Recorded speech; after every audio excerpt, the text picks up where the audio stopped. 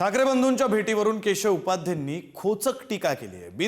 बिनशर्ट म्हणता म्हणता त्यालाच बिनशर्त तीनदा भेटले। केवळ सत्तेच्या खुर्चीसाठी आता मशालीला इंजिनाचं वंगण फासलं। केशव उपाध्ये यांनी ही टीका केली।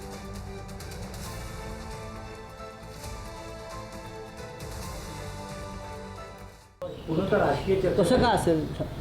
दोन ठाकरे बंधू आमचे प्रमुख म्हणजे उद्धवचे राज्य एकत्र असतील म्हणून ते राजकीय कसं काय म्हणतात? बंधू आहेत ना, बंधू आहेत ते, आणि मी मित्र आहे, मी मित्र आहे।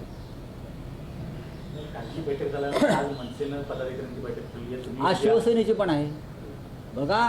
पदाधिकाऱ्यांची बैठक ही सतत चालणारी प्रक्रिया आहे राजकारणामध्ये। तुम्ही राजकारण म्हणताय ना, मग ही सतत चालणारी प्रक्रिया पद्धती। निवडणूक आलेल्या आहेत, महानगरपालिकेच्या, जिल्हा परिषदेच्या बैठका घ्याव्यात।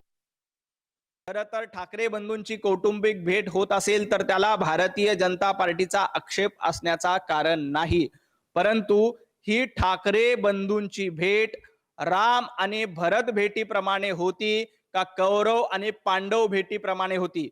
रामायणामध्ये प्रभू रामचंद्राने भरताकडे पादुका देऊन सर्व राज्य सोडून दिलं, त्या पद्धतीनं उद्धव ठाकरे आणि राज ठाकरेंची भेट होती का आपलं अस्तित्व टिकवण्यासाठी, साम्राज्य मिळवण्यासाठी, राज्य मिळवण्यासाठी कौरव आणि पांडवांनी ज्या पद्धतीने युद्ध खेळलं त्या पद्धतीनं ही भेट होती।